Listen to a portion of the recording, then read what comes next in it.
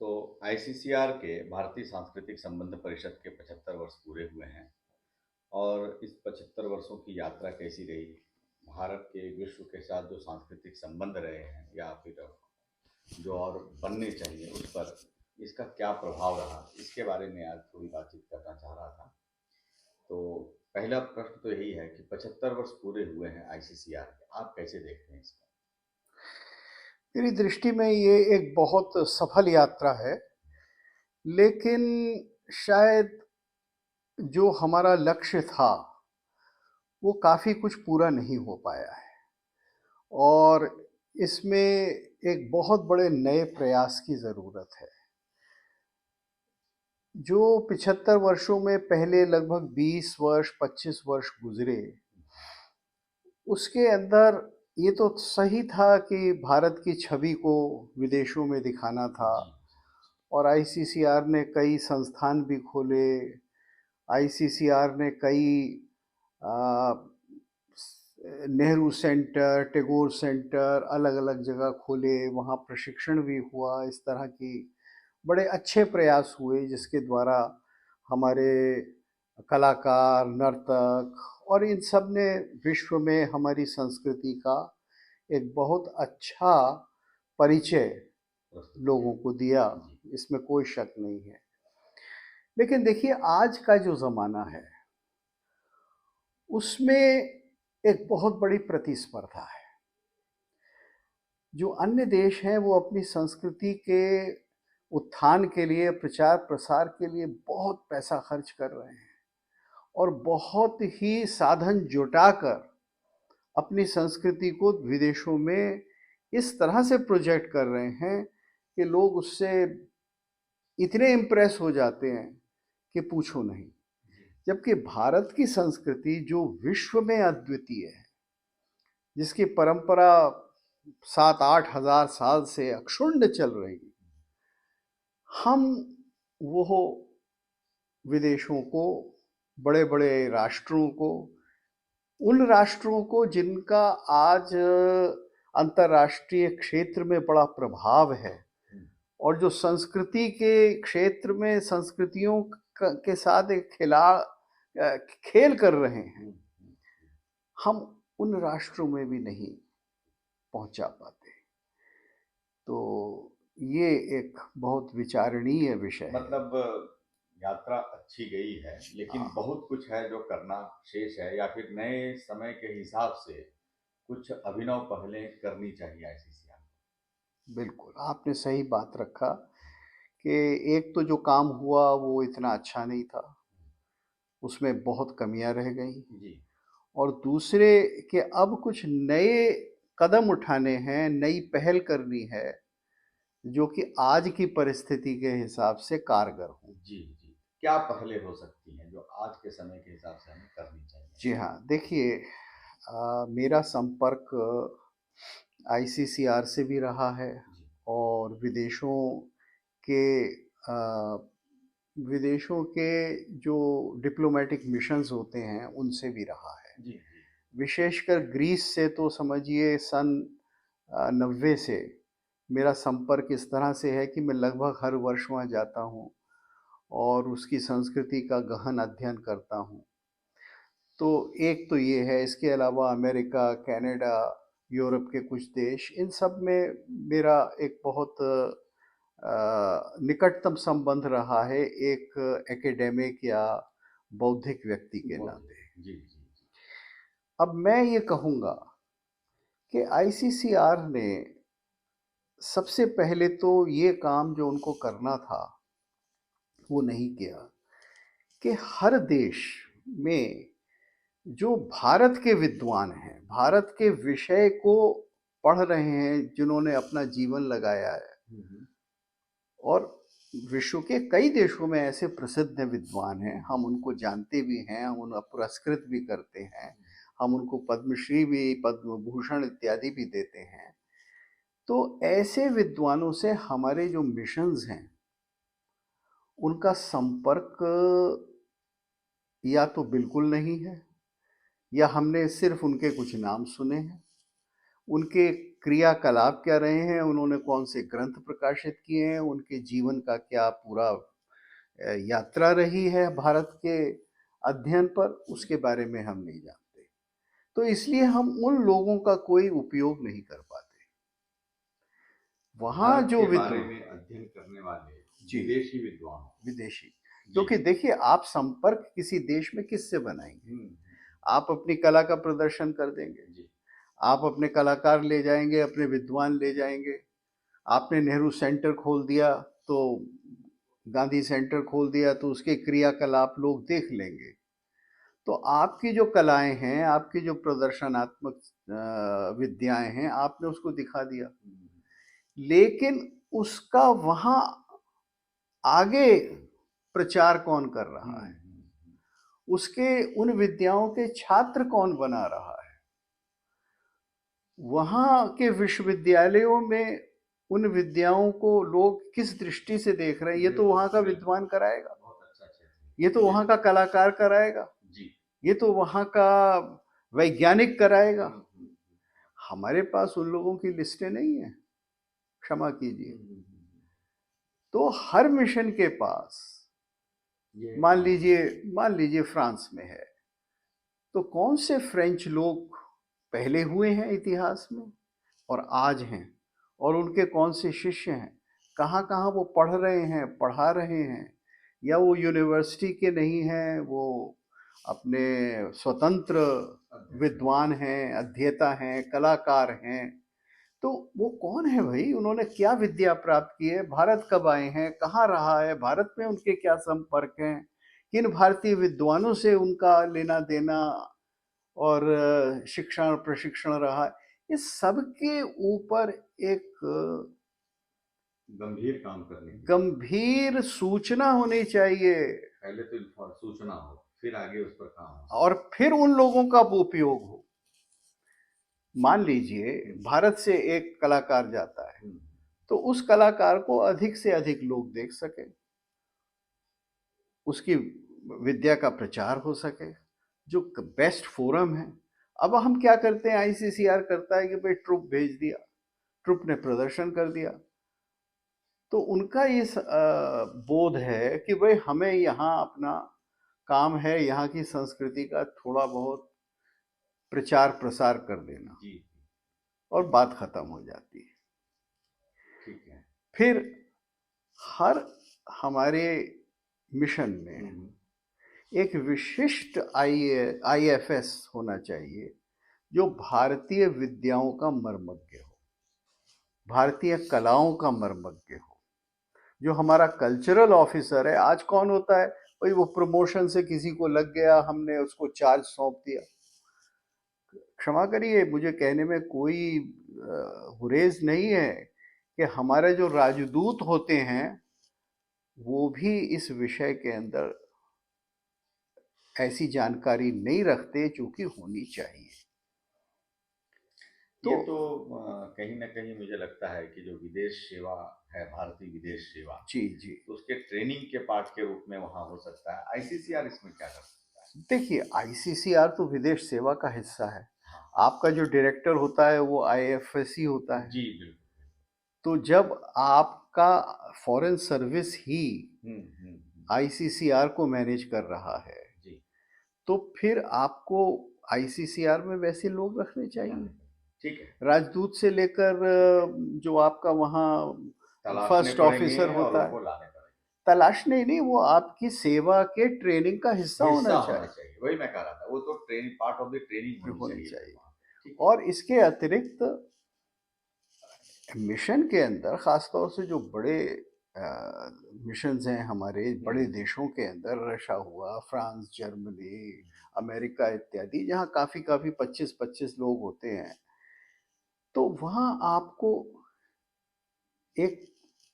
एक दो कलाकार, एक दो विद्वान रखने चाहिए, जो आवश्यक नहीं है कि वो इंडियन फॉरेन सर्विस के। हाँ ठीक है, लेकिन वो हो भी नहीं सकते। एक एक्सपर्ट के रूप आप उन्हें अपॉइंट करिए, ठीक बात, आप उन्हें एक निश्चित समय के लिए आप अपॉइंट करिए, और जैसे वो हिंदी के उसका, लिए हिंदी चेयर्स बना रहे हैं, तो वैसे हाँ, एक ये बनाया जा सकता है। हाँ, तो वो एक व्यक्ति होना चाहिए सांस्कृतिक क्षेत्र के लिए, एक वहाँ ऑफिसर होना चाहिए, जी, और जी। जो अच्छी रैंक का ऑफिसर हो, और जो कि काफ़ी भारतीय विद्याओं के अंदर जानकार हो, जो जानकार हो विषय में। जिसका जिसका कोई अपना भारत में कोई पहचान हो, बिल्कुल, बिल्कुल, बिल्कुल। ठीक है। वो सेवा करने के लिए तैयार हो, हाँ, जिसका कार्य हो उसमें। और उसके अंदर ये उत्साह हो कि मैं अपने देश की संस्कृति का प्रचार प्रसार करूंगा, और वो सक्षम रूप से कर सके। अब जैसे हम यहाँ राष्ट्रीय नाट्य विद्यालय में बैठे हुँ, हैं, हुँ, और मैं इस समय कार्यवाहक अध्यक्ष हूँ, हुँ।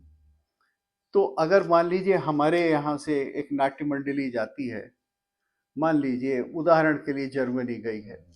तो मैं अपने राजदूत और उस व्यक्ति से पूरी तफसील के साथ कर सकूं कि हम इन लोगों को भेज रहे हैं, हम ये संदेश देना चाहते हैं, भारत की संस्कृति के इस पक्ष को उजागर करना चाहते हैं। तो उस हिसाब से वहाँ जी, वो जी। वो सूचना, वो कला, वो सारी हमारी क्रियाएं जो हैं वो सही लोगों में पहुंचे, हुँ, उसको कौन देखेगा? एक विशेषज्ञ देखेगा। विशेष तो बिल्कुल। ऐसे लोग होने चाहिए।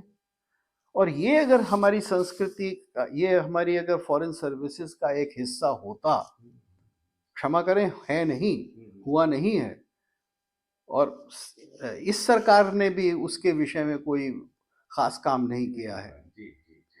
तो हमारी संस्कृति इतनी व्यापक रूप से फैल जाती। क्यों? क्योंकि देखिए आज जो वहाँ नौजवान युवक और युवतियां हैं, हुँ, उनमें बड़ी तलब है, बड़ी पिपासा है अच्छे संस्कृति के लिए। गुड कल्चर कहाँ है, वो पाने के लिए। वो पाने के लिए, और वो एक खुले दिमाग से सीखना चाहते हैं। तो हमारे पास तो इतना कुछ है। खजाना है, हम उनको दें तो कितना बड़ा प्रभाव होगा।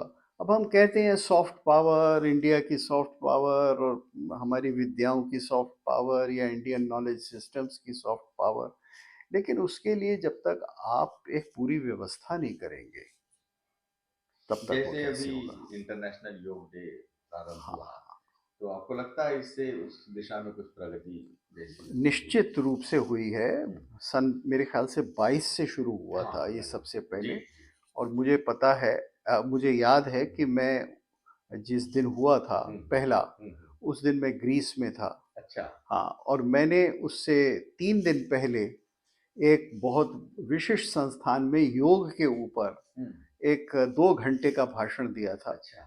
हाँ, जिसका साथ-साथ ग्रीक में अनुवाद भी चल रहा था। वो मेरी जो यूट्यूब साइट है, हुँ, हुँ, उसके ऊपर उपलब्ध है। तो उस दिन का क्या, योग का क्या महत्व है और योग के क्या पक्ष हैं? हुँ, हुँ। केवल वो आसन नहीं है, जी, बिल्कुल, वो बिल्कुल। तो अष्टांग योग है, उसके 8 प्रकार हुँ, हैं। हुँ। और वहाँ उसके इस बात को जब बताया गया, समझाया गया कि आसन प्राणायाम तो बिल्कुल प्रारंभिक है, उसके आगे फिर यम, नियम, आसन, अंतर्मुख होना, प्राणायाम, यम प्रत्याहार, नियम ध्यान, धारणा, प्रत्याहार, धारणा, ध्यान, समाधि, तो ये अष्टांग में हम कैसे जाते हैं। जी, और आधुनिक यूरोप के लिए और विशेषकर ग्रीस के लिए इसमें क्या है, उस लेक्चर में है। बिल्कुल, तो बिल्कुल, अब मैं वहाँ था, तो ये मैंने किया। किया, लेकिन इसका नियोजित रूप से ये हो कि कभी योगा डे हो नहीं, तो उससे आईसीसीआर पहले। ने पीछे कुछ ये पहल की थी कि भारत से कुछ अच्छे योग शिक्षक वो अलग-अलग हाँ, देशों में भेजें, जी, और जी, मैं ऐसे कई योग शिक्षकों को जानता भी हूँ, बड़े हाँ, योग्य लोग थे, हाँ, जिनको भेजा भी गया। हाँ, तो ये पहल और बढ़नी चाहिए अन्य हाँ, क्षेत्रों में भी। हाँ, ये हाँ, तो हाँ, जैसे आपने प्रशिक्षक भेजे तो उन्होंने प्रचार किया, हाँ, लेकिन देखिए योग का संबंध हाँ। कलाओं से क्या है? जी, जी, योग का संबंध दर्शन से क्या है? जी, जी। योग का संबंध हमारी अर्थव्यवस्था से क्या है? बिल्कुल, जीवन के हर एक क्षेत्र हर से एक उसका क्षेत्र, योगः कर्मसु कौशलम। कौशलम, बिल्कुल, बिल्कुल। तो उसको कैसे समझाएंगे भारतीय परिप्रेक्ष्य में?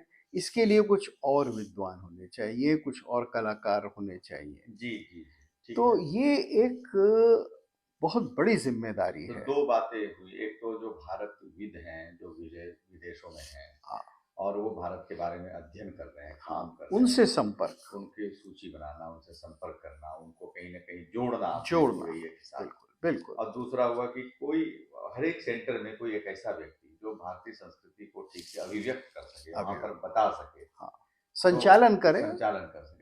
ऐसा एक व्यक्ति वहाँ अपॉइंट हम हर हर मिशन में हर होना मिशन में चाहिए। होना चाहिए। अब जी। बहुत छोटी-छोटी कंट्रीज़ में तो आप नहीं कर सकते, जो कि अब हाँ, ठीक है। 100 से ऊपर हैं, हाँ, ठीक है। लेकिन जिनका बड़ा जहाँ महत्व जहाँ है, संभव है वहाँ वहाँ करना चाहिए। हाँ, और जो बड़े हमारे कम से कम 25-30 राष्ट्र हैं हुँ, विश्व में, हुँ, हुँ। उनमें हो तो बहुत है। बहुत आवश्यक है। जी, ये बिल्कुल। बहुत बड़ी चीज़ है।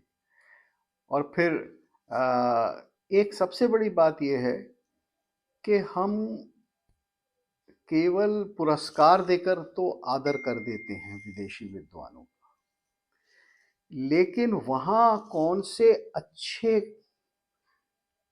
कलाकार, छात्र, नवयुवा और युवती विद्वान, विदुषियाँ भारत आकर क्या सीखना चाहते हैं और उसके लिए हम क्या प्रयास करें, इसको भी बहुत बढ़ाना है। ठीक है, हमारे कुछ स्कॉलरशिप प्रोग्राम्स हैं, मैं जानता हूँ। हाँ, स्कॉलरशिप प्रोग्राम्स हाँ, भी हैं। अभी पीछे जैसे जेन नेक्स्ट प्रारंभ हुआ, हाँ, उन्होंने लोकतंत्र के को कैसे भारत का लोकतंत्र काम करता है इसको देखने के लिए हाँ, उसके उन्होंने लिए कुछ कुछ बनाया, विजिटिंग प्रोग्राम किए, बनाया, कुछ लोगों को विजिटर्स प्रोग्राम बुलाया। जो है हाँ, वो कर रहे हैं। ये एक, देखिए, इवेंट करना एक बात होती हाँ, है हाँ, कि हमने एक इवेंट किया, कोई मंत्री आए, उनके साथ मिलके और 10 लोगों ने एक बहुत बड़ा वहाँ कार्यक्रम कर लिया। लेकिन मैं बात कर रहा हूँ कि आपकी एक व्यवस्था होनी चाहिए कि मान लीजिए कोई कोई जर्मन है, हम्म, 30-32 साल का, और वो कहता है कि भाई देखिए, मुझे भारत जाके अमुक क्षेत्र में सीखना है। जी, मान लीजिए मुझे तबला ही सीखना है, हाँ, ठीक है। पखावज सीखनी है, हम्म, तो आपके पास आपके मिशन में पूरी इंफॉर्मेशन होनी चाहिए कि तुम कहाँ जा सकते हो, किससे सीख सकते हो, और हम तुम्हारा संपर्क उससे करा देंगे। जी, जी, जी। आज के युग में ये कुछ कठिन नहीं है। नहीं, आज तो बिल्कुल सरल है, आज तो डिजिटल युग है, आपके डिजिटल पास युग है, मशीन है। आपने ये सारी चीजें तैयार कर ली, लेकिन एक व्यक्ति होना चाहिए जो जी, आपको प्रेरित करे, जो, और जो जोड़ हाँ, सके। जोड़ सके। What is needed is a human touch. Hmm, क्योंकि अगर हमारे मिशन में वो ह्यूमन टच होगी वहां, तो बाकी काम बड़ी आसानी से हो जाएगा। जी, आज की शिकायत ये है कि शायद अधिकांश फॉरेन मिशंस में हमारे वो ह्यूमन टच नहीं है, और उस ह्यूमन टच से बहुत बड़ा फर्क प्रभाव पड़ता है। पड़ता है। नहीं, बिल्कुल पड़ता है, बिल्कुल। पड़ता है।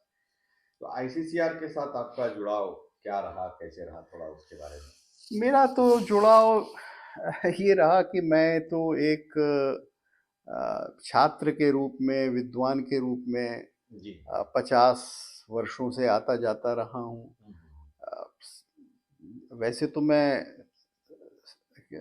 69-70 में विदेश में पढ़ता भी था, अमेरिका में और कनाडा इत्यादि में मैंने डिग्रीज ली, लेकिन तब आईसीसीआर से इतना संबंध नहीं है। मेरा प्रमुख संबंध शुरू होता है 90 से, अच्छा। जब मैंने एक भारतीय विद्वान के रूप में और भारतीय संस्कृति के जो कला पक्ष हैं उसके विषय में जब अलग अलग देशों में लेक्चर टूर्स करना आरंभ किया। विशेषज्ञ के नाते जब आप जाने लगे। हाँ, और तब मैं लोगों से भी मिला, मिशन से भी मिला, और ग्रीस से मेरा संपर्क रहा, ख़ास तौर से चूँकि मेरा काम यूनानी या ग्रीस संस्कृति में रहा। मेरा जो ग्रंथ है वो सन 93 में प्रकाशित हुआ था, dramatic concepts Greek and Indian. जी, तो वो 6-7 बार छप चुका है, और वो विश्व के अलग अलग सारे ही थिएटर जी, डिपार्टमेंट जी, में पढ़ाया जाता है। तो इस प्रकार से एक प्रवक्ता के रूप में, एक प्रोफेसर के रूप में मेरा संपर्क रहा। जी, तो मैं जहाँ भी जाता था तो वहाँ एम्बेसडर से, अपने महोदय से मिलना या महोदया से मिलना, संपर्क करना, और विशेषकर ग्रीस में जो भी लोग रहे हैं, तो वो मेरा जी, संपर्क जी। रहा है। क्या अनुभव क्या आया आपका, कुछ कुछ ऐसा सकारात्मक कुछ अनुभव आया हो ये जो सकारात्मक ही है, उल्लेखनीय हो, जो लगता हो कि नहीं ये जानना चाहिए मेरे सकारात्मक ही पाठकों है, को? लेकिन मेरा अनुभव ये है कि संस्कृति के क्षेत्र में हम बहुत हिचक से काम करते रहे हैं। ये किसी एक मिशन या एक व्यक्ति के बारे बारे में में नहीं है, नहीं एक है मेरा। जनरल जो एक साइकोलॉजी है हाँ, उसकी बात है। हाँ, हमने देखिए हमने दो प्रकार से अपनी संस्कृति के प्रचार में अवरोध पैदा किया।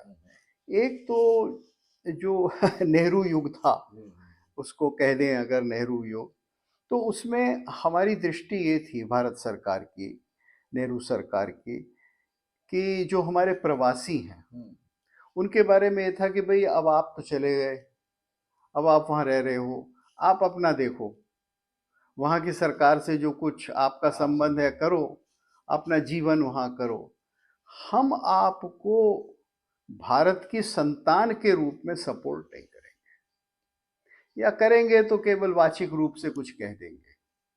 लेकिन जिसको कहा जाता है एक प्रोएक्टिव रोल अपने प्रवासी या अपने एक्स नागरिक या अपने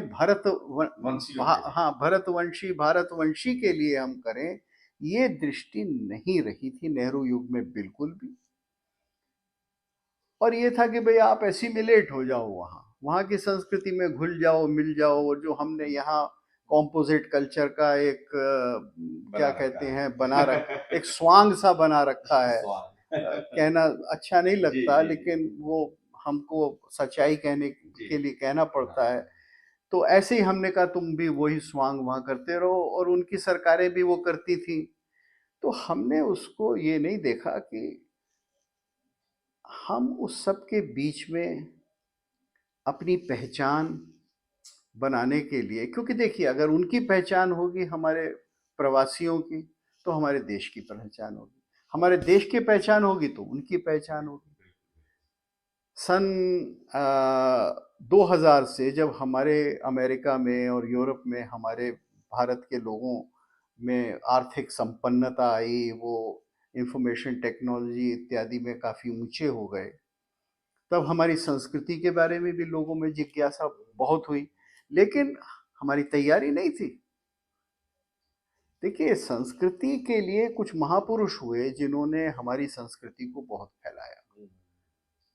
संगीत के क्षेत्र में हमारे पंडित रविशंकर, अली अकबर खां और ये सब इतने लोग हुए, उन्होंने बिना किसी सरकारी मदद के, बिल्कुल ठीक बात, उन्होंने किसी गैराज में जाके कॉन्सर्ट करी, उन्होंने सड़क के किनारे बैठ के भाषण किए। तो ये महापुरुष थे, उन्होंने सब किया, और इन्हीं के कारण लोगों ने पहचाना। जी। अब ये कथा तो शुरू हो जाती है विवेकानंद जी के समय से, है ना, लेकिन हमने सरकार के रूप में नहीं किया जो कि हमें करना चाहिए था, क्योंकि सरकार के रूप में करने से एक अलग मान्यता मिलती है, वैधानिक को मतलब एक वैधानिकता आती है। और जो हमारा यहाँ से व्यक्ति गया है वो भी कहता है कि मेरी सरकार किसी न किसी प्रकार से मुझे आसरा देगी, सपोर्ट करेगी। तो इसकी एक बहुत प्रोएक्टिव रूप में आवश्यकता है। और ये हमारे जो विदेश मंत्री जी और प्रधानमंत्री जी हैं, इनके ऊपर ये दायित्व है, ऐसा मैं मानता हूँ। छोटे मुंह बड़ी बात कह रहा हूँ लेकिन विगत कुछ वर्षों में आपको लगता है कि इस दिशा में कुछ तो प्रारंभ हुआ, जैसे प्रवासी दिवस प्रारंभ हुआ उन प्रवासी भारतीयों को जोड़ने के लिए, ये सारी चीजें रही हैं। हाँ, और अभी उस चीजों में काफी कुछ तेजी भी आई। आईसीसीआर ने भी कुछ पहले की है, जैसे किसी विदेशी भारतविद को सम्मानित करने का एक सम्मान प्रारंभ किया है पीछे से, और अभी अन्नपूर्णा सम्मान जो प्रारंभ किया आईसीसीआर ने, कि जो भोजन जो अपनी एक बहुत प्रमुख संस्कृति है, भोजन संस्कृति है भारतवर्ष की, उसको जो विदेशों में ले जा रहे हैं, हाँ, तो चेन ऑफ रेस्टोरेंट्स को उनको सम्मानित करना, हाँ, तो ये अभी जो शुरू हो रहा है, ये बड़े अच्छे कदम हैं, और ये बहुत पहले उठाए जाने चाहिए थे। खैर जिसने भी सरकार ने उठाए वो एक अलग बात है, जब ये हाँ बिल्कुल। लेकिन देखिए ये चीज़ें जो हैं ये पब्लिक के बीच होती हैं, हाँ और ये कुछ समय के लिए होती हैं, हाँ। लेकिन उनको निरंतर आगे बढ़ाते रहना ये कहाँ से होगा? ये होगा उस देश हर देश के प्रबुद्ध वर्ग के द्वारा। उस देश के जो प्रोफेसर्स हैं, हम्म।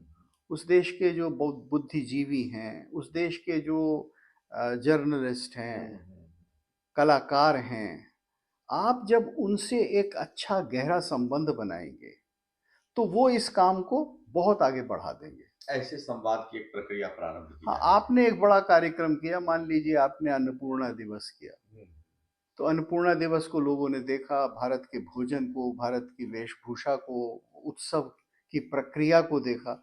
अब उस सब के बारे में हमारे उस देश के विश्वविद्यालयों में चर्चा कौन करेगा?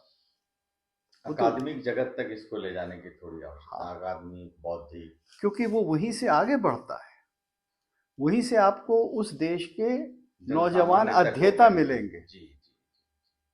अध्येता वहां से मिलेंगे, और वो अध्येता संवाद बनाएंगे भारत की संस्कृति से, और वही भारत की संस्कृति के अध्येता जो है भारत के शिष्य बनेंगे, तभी भारत विश्व गुरु बनेगा। जो हमारी विश्व गुरु की परिकल्पना है, तो वो जब ही सफल होगी जब आप विश्व भर में शिष्य आकर्षित कर पाएंगे। तो वो आकर्षित करने के लिए एक योजना और एक विचार और एक प्रक्रिया निरंतर होनी चाहिए, और उसके अंदर जो हमारे अच्छे अच्छे प्रवासी हैं उनका सहयोग, जो हमारे सैकड़ों मंदिर बने हुए हैं पूरे विश्व में, जी। जो मंदिरों को चला रहे हैं लोग, उन लोगों को जोड़ना चाहिए। देखिए, भारतवर्ष नॉर्थ इंडिया में मेरे ख्याल से कोई 12-13 हजार मंदिर है, नॉर्थ अमेरिका में छोटा बड़ा सब मिला के। तो वो लोग संस्कृति के महत्व को समझे। नहीं, बिल्कुल ठीक है। मैं कई संस्थानों के मंदिरों के जो अधिष्ठाता हैं या वहाँ के सभापति हैं उनसे मिला हूँ, तो वो धार्मिक क्रियाओं को और संस्कृति को कोई ज़्यादा जोड़ते नहीं हैं, और वो नहीं समझते कि मंदिर जो है वो संस्कृति के प्रचार प्रसार का केंद्र है। मंदिर वास्तव में सांस्कृतिक केंद्र ही हुआ करते थे, धार्मिक केंद्र तो बाद में वो हाँ, वो एक इकट्ठे थे तो धर्म और कला और संस्कृति सब जुड़े हुए, और वहाँ तो आप ये सारे साधन आपको उपलब्ध हैं। तो ये चेतना जगानी आवश्यक है, और ये चेतना भारत में भी आवश्यक है, लेकिन ये विदेश के संदर्भ में बात हो रही है और संस्कृति के प्रचार पे, तो उसके बारे में हमें विचार करना चाहिए। और मैं समझता हूँ कि जो काउंसिल ऑफ टेम्पल्स है हर देश में, अच्छा, वो भारत सरकार को बनानी चाहिए। यानी एक ये एनकरेज करना चाहिए कि हर देश में एक काउंसिल ऑफ, जैसे जर्मनी की काउंसिल ऑफ हिंदू टेम्पल्स बने, फ्रांस की काउंसिल ऑफ हिंदू। भारत सरकार ये सुझाव तो दे सकती है, करेंगे तो वहाँ के लोग हमारे जो भरतवंशी हैं। सरकार जो है वो सेकुलर गवर्नमेंट है हमारी, तो क्या आपको लगता है सेकुलरिज्म के दायरे में ये करना संभव हो सकता है? देखिए, सेकुलरिज्म का अर्थ तो ये है कि अगर कोई अर्थ हो सकता है जी तो ये है कि जितने भी प्रकार के धार्मिक मतांतर हैं उन सबको ले और सबको बढ़ने दे, फलने फूलने दे, और एक दूसरे से संवाद करने दे। तो अब मैं समझता हूं कि भारत सरकार का दायित्व तो यह है कि काउंसिल ऑफ हिंदू टेम्पल्स ही के लिए एनकरेज करे, क्योंकि काउंसिल ऑफ मुस्लिम टेम्पल्स तो बनी हुई है। मुस्लिम नेटवर्क तो सारी दुनिया में अपनी प्रचार प्रसार के लिए सब बहुत कुछ कर रहे हैं, उसके लिए भी अपना हाँ, और चर्च तो कर ही रहा है। जो ईसाई वर्ग है उनके तो बड़े विस्तृत संगठन हैं, और वो संगठन हैं जो कि भारत के अंदर ईसाइयत का प्रचार, भारत के अंदर इस्लाम का प्रचार, उसमें लगे हुए हैं। मैं ये नहीं कह रहा कि भारत सरकार ये कहे, काउंसिल ऑफ हिंदू टेम्पल्स, कि आप अपने हिंदू धर्म का प्रचार करने के लिए ना कहे, संस्कृति का प्रचार और धर्म, क्योंकि हमारे यहाँ संस्कृति और धर्म अलग अलग नहीं है।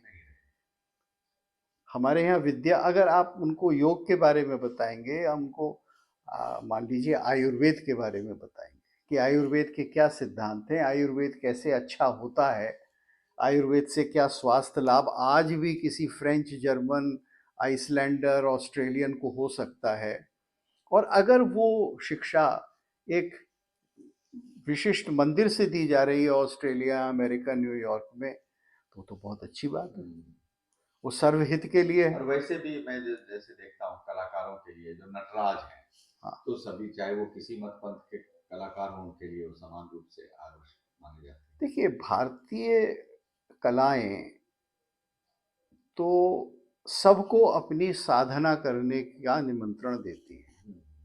हमारे बड़े बड़े संगीतकार जो हैं वो पेशे से, वो अपनी आस्था से मुसलमान हैं, इतने बड़े बड़े लोग हुए हैं। और मेरे खुद एक गुरु जो थे असद अली खां बीनकार, वो थे मुसलमान थे अच्छे। तो विद्या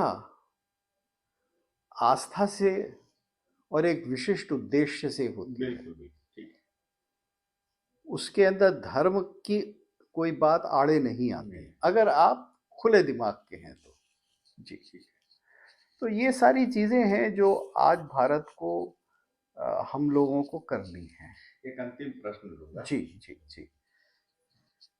आज जो पूरे विश्व की स्थिति आप देखते हैं, जी, तो बड़ा संघर्ष है, हिंसा है, सारा कुछ है।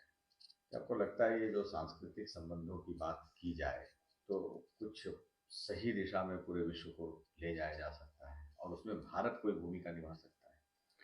मैं समझता हूँ भारत की जितनी महत्वपूर्ण भूमिका है वो अन्यत्र किसी धार्मिक संप्रदाय की, किसी बड़े से बड़े शक्तिशाली या कम शक्तिशाली देश की नहीं है, भारत की सबसे ज़्यादा है। क्यों?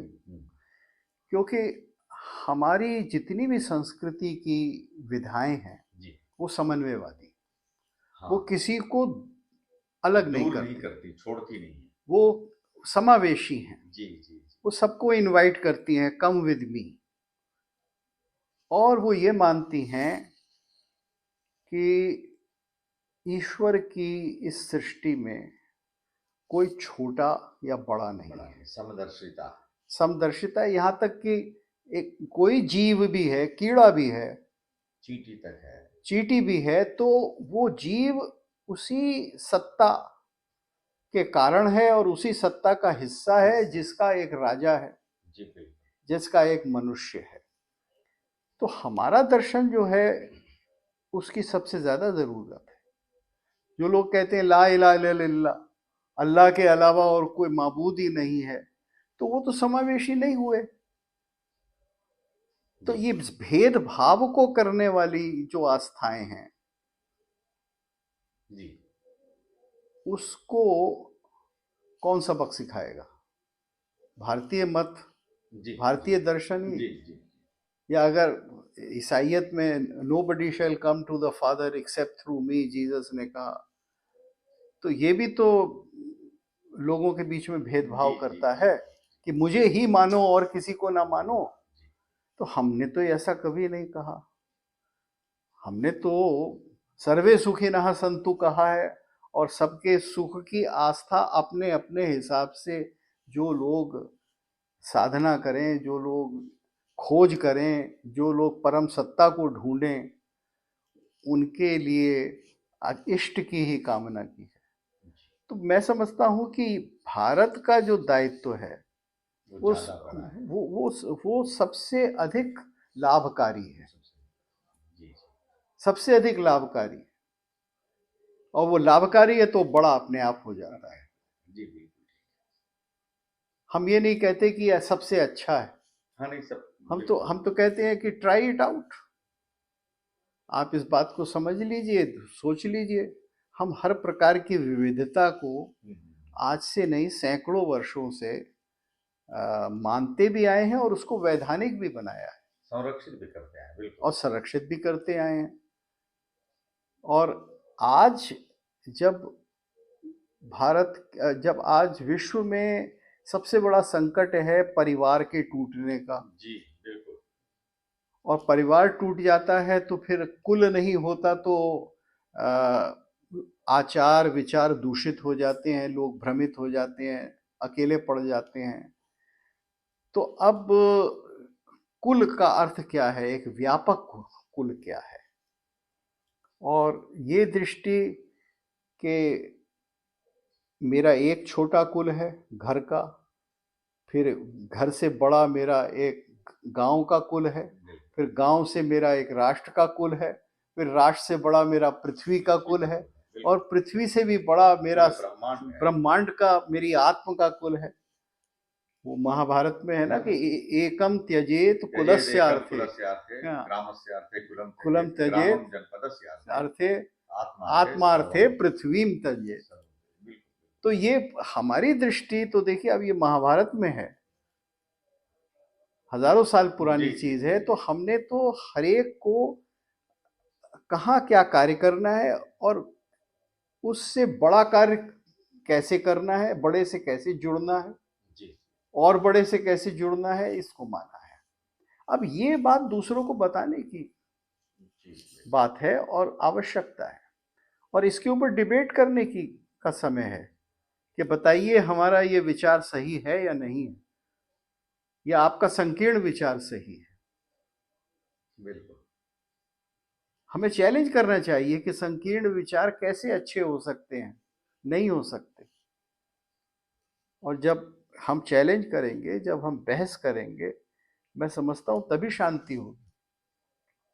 बिल्कुल ठीक है। तो संवाद की वो प्रक्रिया, वो सर्वसमावेशीकरण का जो दायित्व है वो भारत निभाए, वो हमारी संस्कृति का परिषद जैसी संस्थाएं और दृढ़ता से अपना काम और मैं समझता हूँ आईसीसीआर का इसमें बहुत बड़ा रोल है, बहुत बड़ी भूमिका हो सकती है जी। क्योंकि आज एक देश अन्य देशों के साथ मिलकर ही चल सकता है। बिल्कुल, ग्लोबल विलेज जिसको हम कह रहे हैं, हाँ, ग्लोबल विलेज का, ग्लोबल विलेज का आइडिया जो मार्शल मैक्लूहन ने दिया था सन 70 में, मैं उनका शिष्य था। अच्छा।